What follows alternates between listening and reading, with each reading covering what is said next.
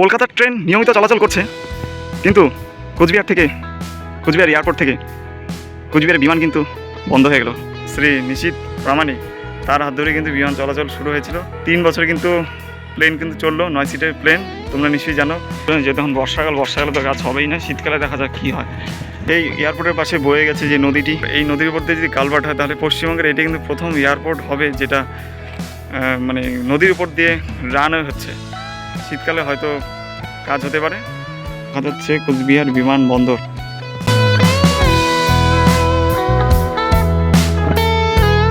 Hello friends, নতুন একটি ভিডিওতে আবার তোমাদের সকলকে স্বাগত। তো অনেক দিন পর কোচবিহার এয়ারপোর্ট নিয়ে একটা ভিডিও তোমাদেরকে দেখাতে যাচ্ছি এবং কিছু কথাও বলবো। তো তোমরা নিশ্চয়ই আমার এই ভিডিওর থাম্বনেইল দেখেই বুঝে গেছো আর কি নিয়ে বলছি, যে ডবল ইঞ্জিন এলো, কোচবিহার বিমানবন্দর গেল। এই কথাটা এই কারণেই বলছি, কারণ কোচবিহার এয়ারপোর্ট এখন পুরোপুরিভাবে বিমান চলাচল বন্ধ রয়েছে। কবে বিমান চলবে সেটা নিয়ে কোনো আপডেট নেই। তো কেন বললাম যে কোচবিহার বিমানবন্দর গেল? যখন সরকার পরিবর্তন হয়েছে, এখন পশ্চিমবঙ্গে কিন্তু বিজেপি সরকার রাজ করছে, প্লাস কেন্দ্রেও কিন্তু বিজেপি সরকার রয়েছে। যখন আগে সরকার ছিল তৃণমূল সরকার, তো তখন কোচবিহার বিমানবন্দরে কিন্তু বিমান চলাচল শুরু হয়েছিল। কিন্তু বিজেপি যে তখন কেন্দ্রীয় স্বরাষ্ট্র প্রতিমন্ত্রী যিনি ছিলেন শ্রী নিশীথ প্রামাণিক, তার হাত ধরে কিন্তু বিমান চলাচল শুরু হয়েছিল।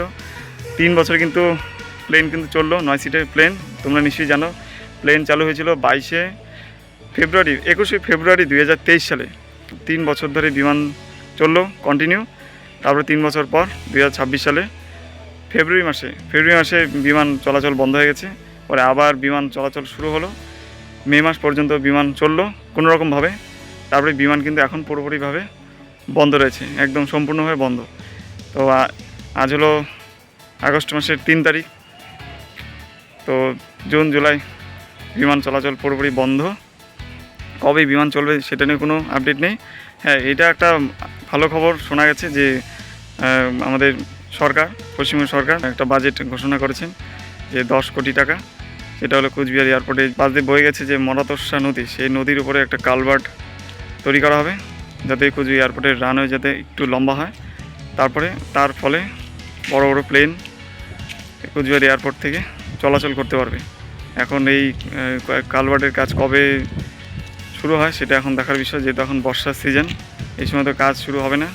শীতকালে হয়তো কাজ হতে পারে। তো শীতকাল আসলে, উইন্টার সিজন আসলে তখনই আমরা দেখতে পারবো। আর তাই তোমাদেরকেও দেখাবো কোচবিহার এয়ারপোর্টে এখন বর্তমান পরিস্থিতি কেমন রয়েছে।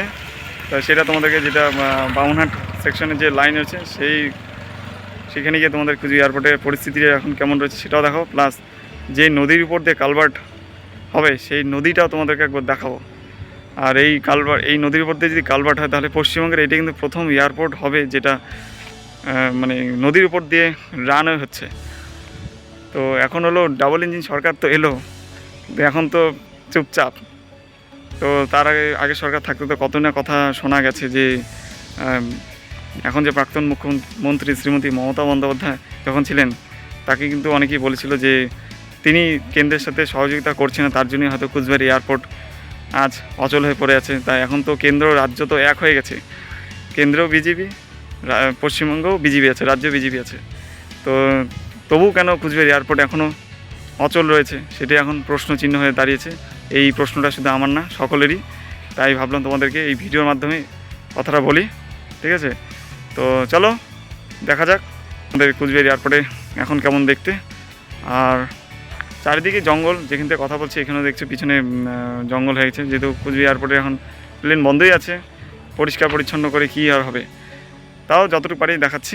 তো চলো দেখা যাক। আর ভিডিওটি অবশ্যই প্রচুর পরিমাণে শেয়ার করো, লাইক করো এবং সাবস্ক্রাইব করে রাখো। তো একদম সঠিক খবর তোমাদেরকে দেখাবো। আর এই চ্যানেলে কিন্তু সবসময় কোচবিহার এয়ারপোর্ট থেকে শুরু করে নানান ধরনের খুঁটিনাটি আপডেট কিন্তু আমি দিয়ে থাকি। তাই দেরি না করে এখনই সাবস্ক্রাইব করো, ঠিক আছে?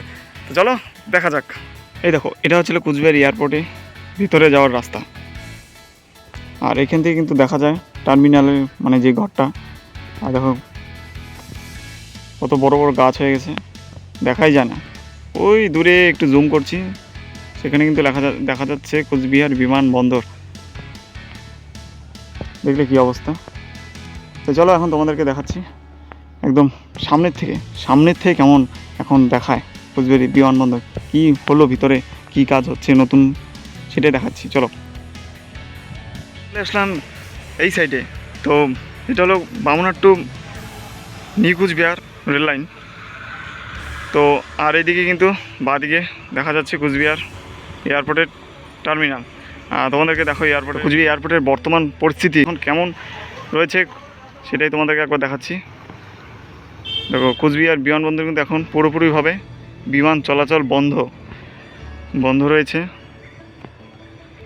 কবে যে এয়ারপোর্ট আবার নতুনভাবে চালু হবে তার কোনো খবর নেই, কোনো আশার আলো দেখা যাচ্ছে না।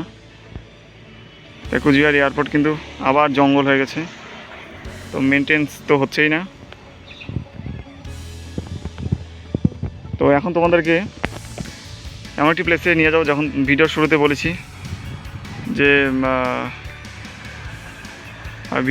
বলেছি যে কুচবিহার এয়ারপোর্টের পাশে যে একটা নদী বয়ে গেছে, সেই নদীর উপরে একটা কালভার্ট হবে। কালভার্টের উপর দিয়ে কিন্তু রানওয়ে হবে। তাই কুচবিহার এয়ারপোর্টে রানওয়ের যে দৈর্ঘ্য আছে তো 1019 মিটার, সেটা একটু বেড়ে রানওয়েটা একটু লম্বা হবে। তাই বড় বিমান আর কি চলাচলের একটা আশা দেখা যাচ্ছে। তো চলো তোমাদেরকে দেখাই কোন নদীর পাশে এই কালভার্ট হবে সেটা একবার দেখাচ্ছি।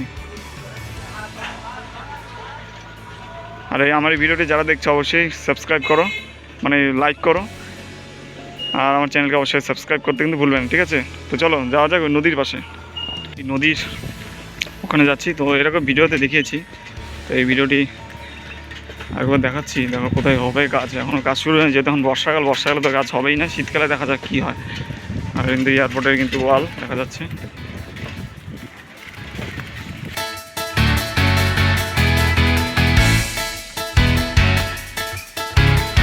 তো ফ্রেন্ডস, এখন সেই এয়ারপোর্টের পাশে বয়ে গেছে যে নদীটি, সেই নদীর পাশে চলে আসলাম। তো এই নদীর নাম হচ্ছিল মরাতর্ষা। তো এই নদীটা কিন্তু একটু বেঁকে গেছে, তো এই নদীর উপর দিয়ে কিন্তু কালভার্টটা হবে। তো এইটা হলো রানওয়ে। এই কালভার্টটা হলেই কিন্তু কুচবিহার এয়ারপোর্টের রানওয়ে কিন্তু একটু লম্বা হবে। তো সেটার জন্য কিন্তু রাজ্য সরকার 10 কোটি টাকা বরাদ্দ করেছে। এখন দেখার বিষয় কবে এই কাজ শুরু হয়। আর বিমান চলাচলের নিয়ে কোনো আপডেট এখনও নেই। আর সম্ভবত যদি কাজ শুরু হয় তাহলে শীতকাল উইন্টার সিজনে হয়তো কাজ হবে, যেহেতু এখন বর্ষাকাল। তোমরা দেখতেই পাচ্ছ নদী কিন্তু সম্পূর্ণভাবে ভরা, মানে নদীর জলের স্রোত দেখি তোমরা আন্দাজ করতে পারছো, ঠিক আছে? তো এই হচ্ছে আজকে আমার ভিডিও। তো নতুন তারপরে আরও যদি অন্য কোনো আপডেট আসে তাহলে অবশ্যই তোমাদেরকে আমি জানিয়ে দেবো, ঠিক আছে? তার চ্যানেলকে অবশ্যই তোমরা সাবস্ক্রাইব করে রাখো। তো টাটা। আর এই হচ্ছিলো ব্রিজ, আর এই নদীর পাশে কিন্তু একটা রেল লাইন আছে, রেল ব্রিজ।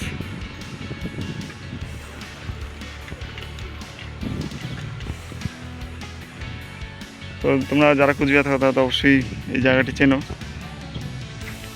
এটা হলো বামুনহাট যাওয়ার লাইন, ঠিক আছে? তো দেখা যাচ্ছে নতুন একটি অন্য ভিডিও নিয়ে। টাটা।